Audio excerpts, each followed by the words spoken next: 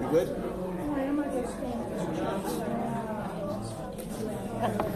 Good morning, everybody. Good morning. Good morning. For those of you that are unfamiliar with what we do here, we're going to start like 5 minutes early. John is going to play some music for you. While folks who are at home will log on and check their sound. So John, you have the floor.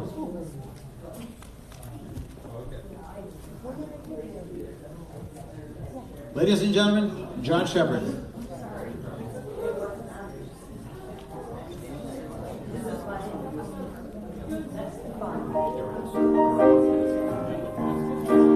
Okay, let's go. We're good.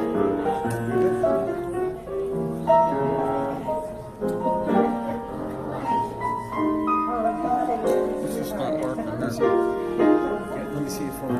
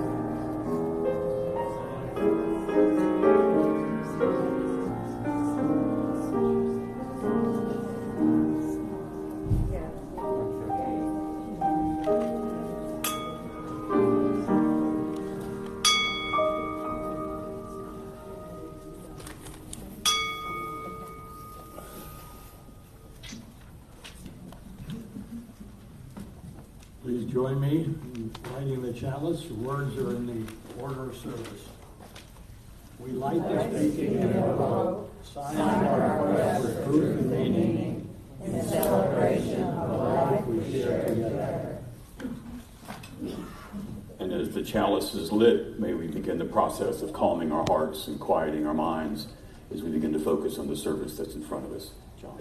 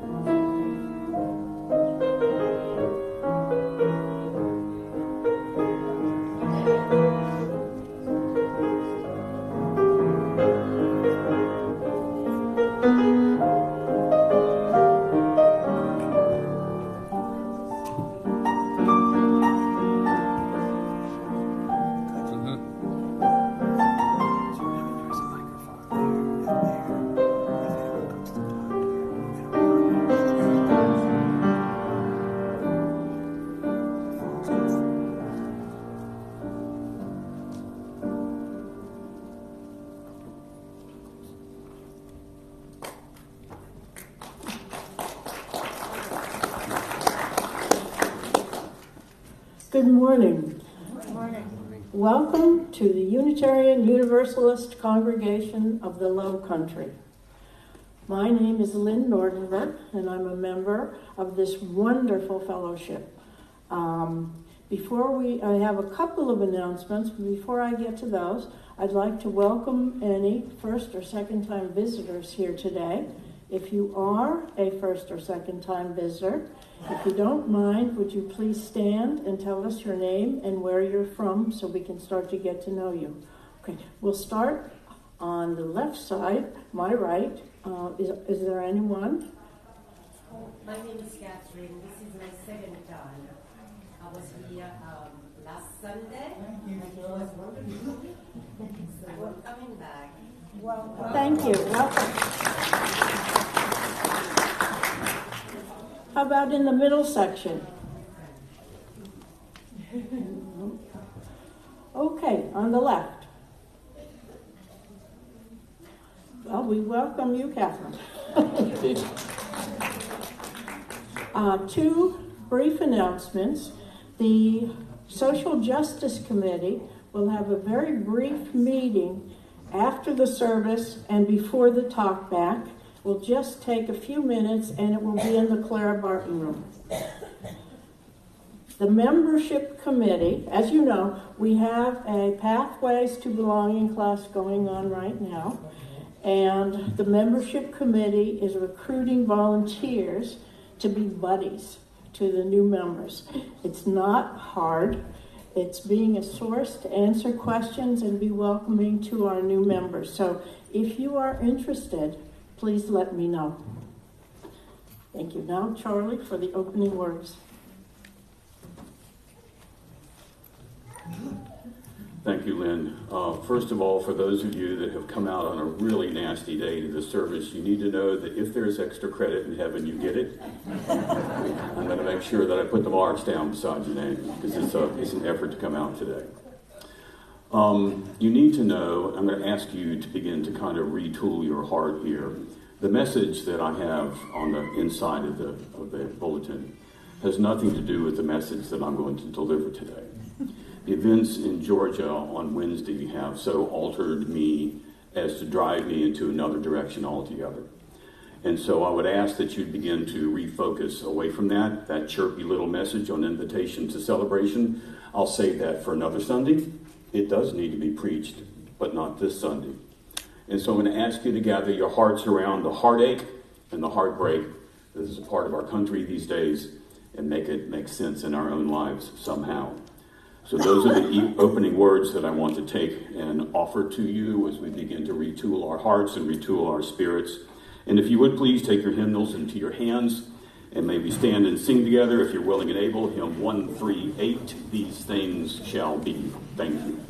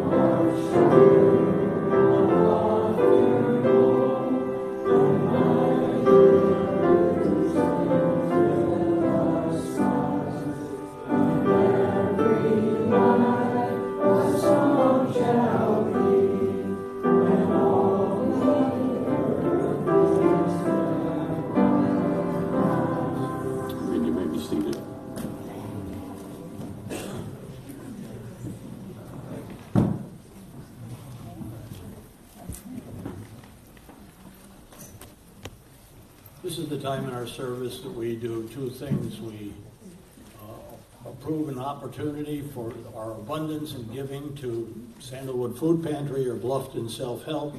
So if you have given it, bought anything, please put it in the back at the table if not already done. The second thing that we do at this time is give from the abundance of our own pockets to help sustain the work of our congregation as we move to the future. So if you are here, at least that lady, second time around, forget that because we can do without that. Next week we're coming out more. little bit. So, but this time we're okay. So it's time to pass the basket.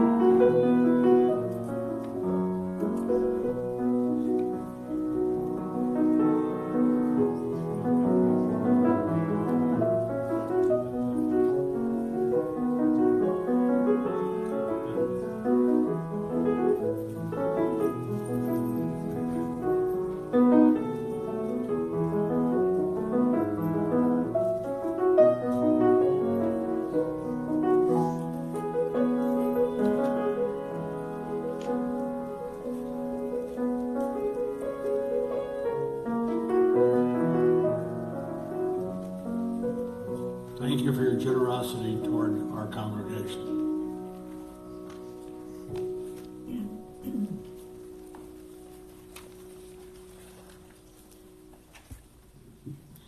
Now is the time in our service where we share our joys and concerns. We find that when we share our joys, they're multiplied and people can be joyful with us. And when we share our concerns, we can get support from this loving community. So if you have a joy or concern, please come forward, take a stone from the basket, give us your name and tell us your joy or concern, and then place the stone in the cairn. Please, no announcements or political statements. Thank you.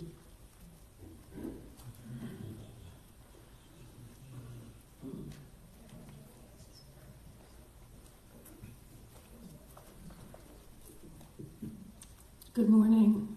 Good morning.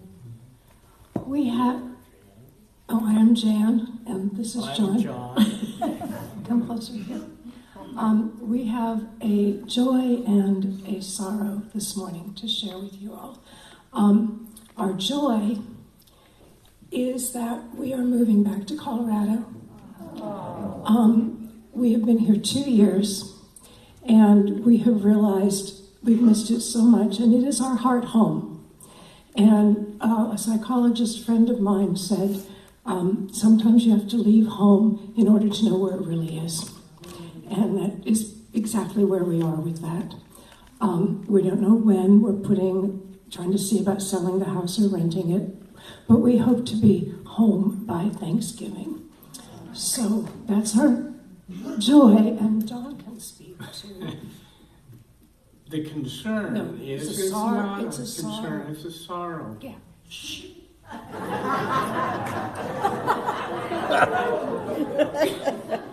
You know,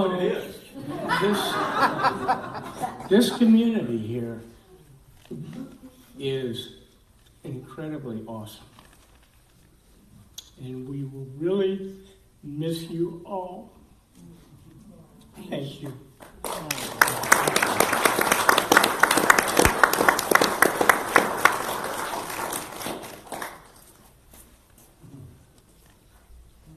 Morning, I'm June. I wanted to wish my friend Maxine Vitale a happy birthday. So, happy birthday, Maxine.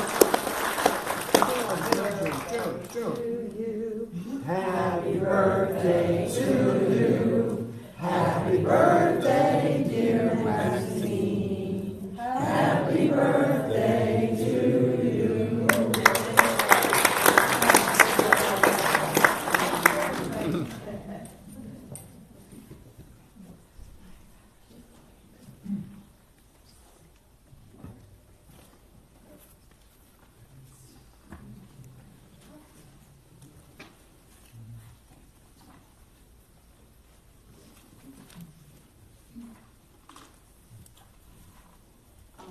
mine is a joy.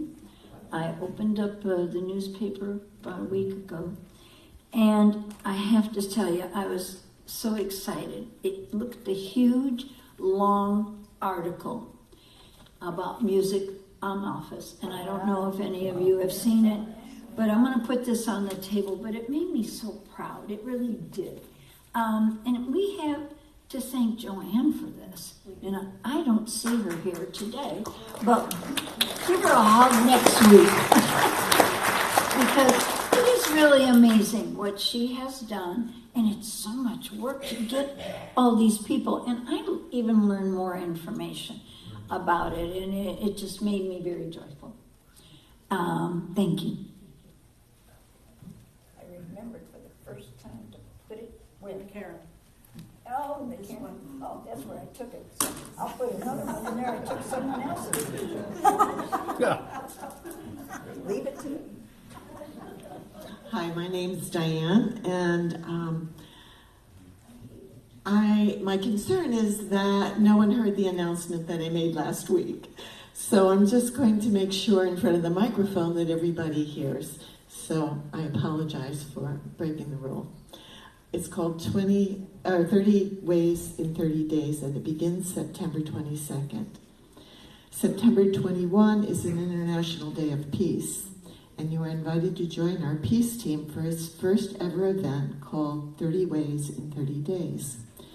In conjunction with a larger worldwide peace celebration hosted by Rotary International, we are looking for volunteers to agree to offer one act of kindness every day for 30 days, and it begins on Sunday, September 22nd. We hope to gather 30 volunteers to offer a daily act of kindness and record it, and we will collect all acts of kindness in our treasure chest to share with the larger UUCL community. We invite you to get on the peace train. It's leaving the station in 2 weeks. So if you have any questions about any of this, I will be here after the service.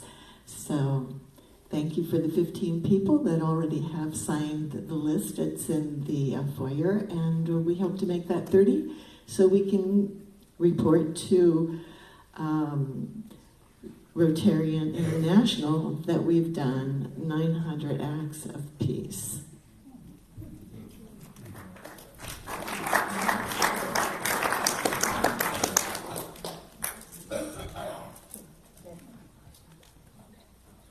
I will place 2 stones in the cairn for the joys and concerns that remain in your hearts.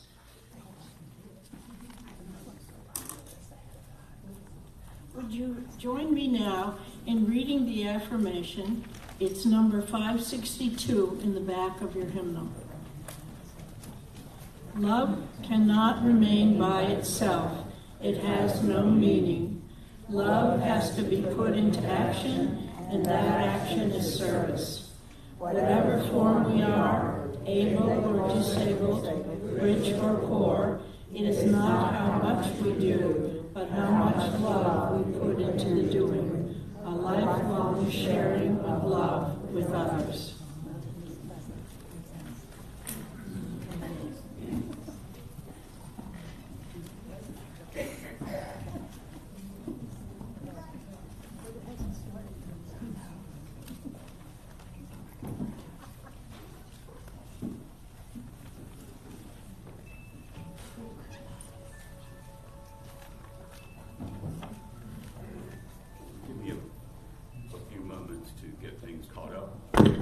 The microphone. Thank you.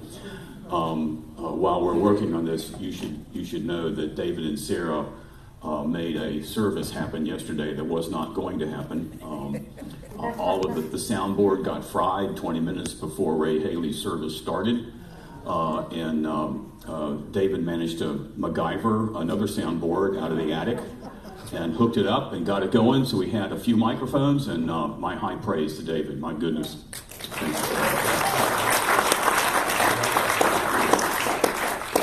Give me just a moment to get to my notes here. I don't usually use this device. I use another device called paper. And And so please bear with me if I start to swear at this.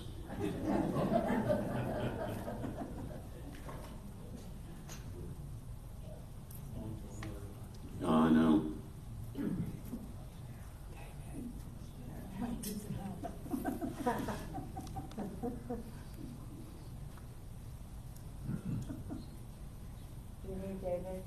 Yes. So, as I was working on the message for this Sunday, the events in Georgia began to unfold in front of me. And I realized then that while I did not know what I was going to say, I did know what I could not say. And I could not bring that message of celebration and an invitation to a service like this in that way. And so I just simply set it aside and waited. And I began to look and search through some things to try and get clarity on how I wanted to pursue and what I wanted to do. Because one of the things that really caught my attention, and perhaps some of you too, is that I was fully prepared to read that as another tragic event and then move on to this message for today. And I realized that in that there was the problem, is that I could stop what I was doing and not focus on another tragedy. Now, I know that there have been larger tragedies, closer tragedies. I know that more have died. And when we make that our tragedy, that's its own tragedy. And so I wanted to take a moment today to try and bring us back to that. Now, I'm of a suspicion that I don't need to try and persuade anybody here that there is common sense gun legislation that needs to be enacted.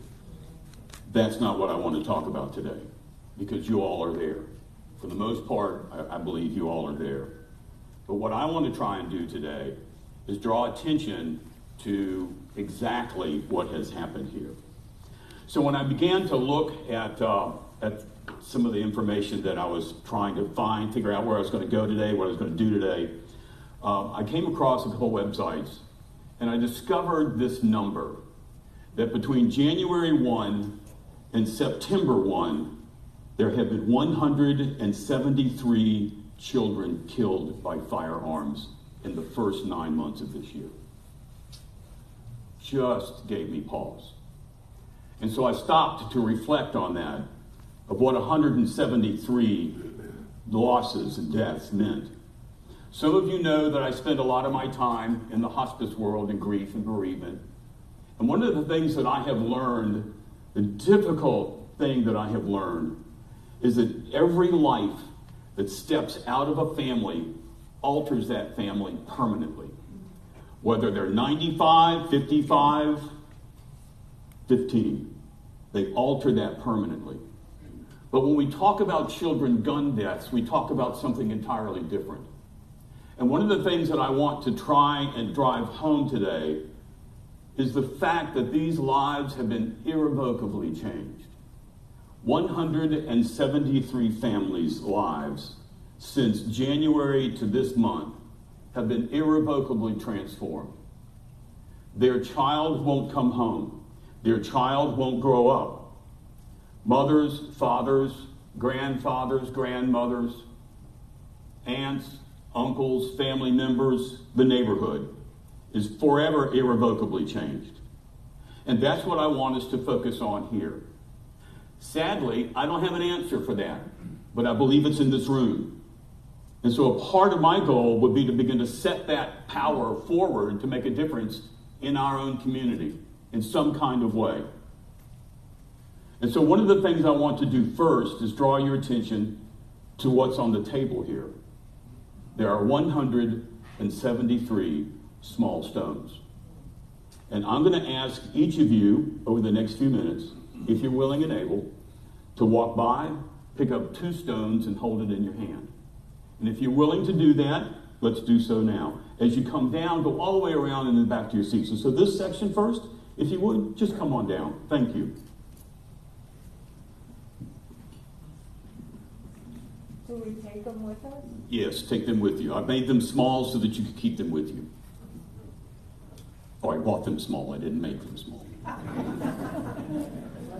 From scratch.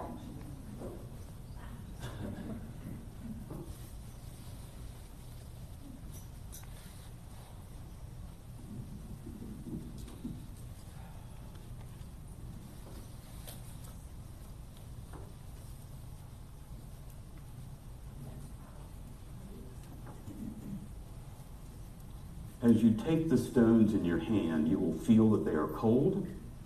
Hold them until they're warm.